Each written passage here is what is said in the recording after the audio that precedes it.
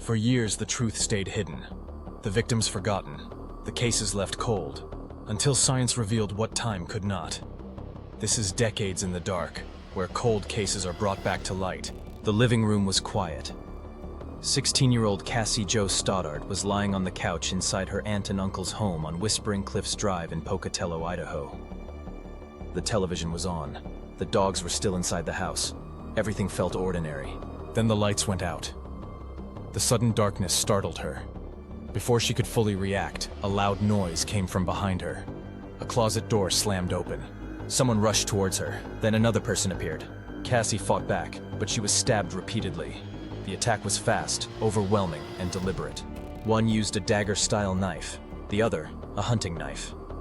Cassie suffered approximately 30 stab wounds. At least 12 were potentially fatal. Cassie Jo Stoddart died where she had been lying moments earlier, never realizing the danger was already inside the house. When it was over, the killers changed their clothes, left the home, and drove away. 2 days later, Cassie's aunt, uncle, and cousin returned from their trip. Inside the house, something immediately felt wrong.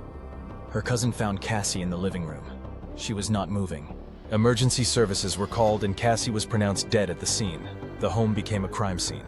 Earlier that day, nothing about Cassie's life suggested what was coming. She was a 16-year-old high school junior at Pocatello High School. That weekend, she had been hired to house sit and care for her aunt and uncle's dogs while they were out of town. She was staying alone in their home. On the evening of September 22, 2006, her boyfriend Matt Beckham arrived around 6:00 p.m. Later, two classmates, Brian Draper and Tori Adamczyk, came over to hang out. Cassie hadn't invited them, Matt had. Cassie gave them a tour of the house, including the basement. They gathered in the living room and began watching Kill Bill, Volume 2. Before the movie finished, Brian and Tori left, saying they were going to the movie theater. Cassie didn't know that before leaving, Brian unlocked the basement door so they could return without being noticed. After leaving the house, Brian and Tori parked down the street. They changed into dark clothing, gloves, and white-painted masks. They quietly re-entered the home through the basement door while Cassie and Matt were still watching television upstairs. From the basement, they made loud noises, trying to scare the couple and lure them downstairs. When that didn't work, they shut off the power at the circuit breaker, hoping Cassie or Matt would come down to investigate. They didn't, so the boys turned the lights back on. The power disruption frightened Cassie. One of the dogs began staring down the basement stairs, barking and growling. Cassie told Matt she was scared. Concerned, Matt called his mother and asked if he could stay the night with Cassie.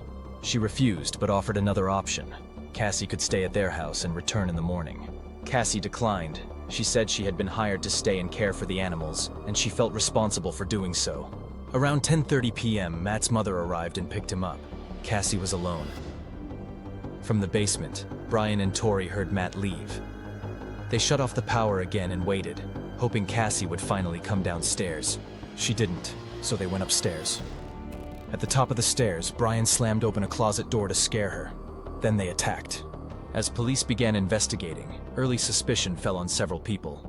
Fingerprints found near the circuit breaker initially raised questions, but investigators determined they belonged to someone who had previously done electrical work in the home. Attention briefly turned to Matt Beckham, the last known person to see Cassie alive. He cooperated fully, passed a polygraph test, and his timeline was corroborated by his mother. Then detectives returned to Brian and Tori. Their story didn't hold. They claimed they went to see the movie Pulse, but couldn't describe a single scene. Pressed further, they changed their story, saying they had gone through cars instead. During interrogations, each blamed the other.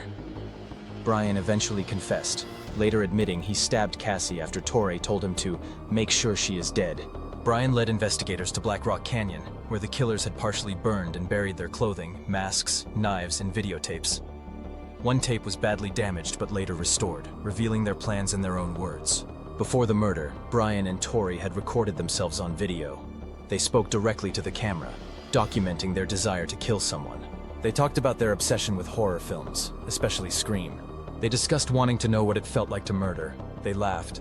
They smiled. They treated it like a project. They even created a death list of potential victims. Cassie was chosen first. After the murder, they recorded themselves again. There was no shock, no regret, only satisfaction. Brian and Tori were arrested on September 27, 2006. At trial, prosecutors showed how deeply the boys were influenced by horror films and real-life killers. They wanted notoriety. They wanted to feel powerful. They wanted to be remembered. Both were convicted of first-degree murder and conspiracy to commit murder and sentenced to life in prison without the possibility of parole. Cassie Jo Stoddart was 16 years old. She was a daughter, a niece, a cousin, a girlfriend, and a friend. She was not careless. She was not reckless. She was targeted. This is Decades in the Dark, where science brings the past to light.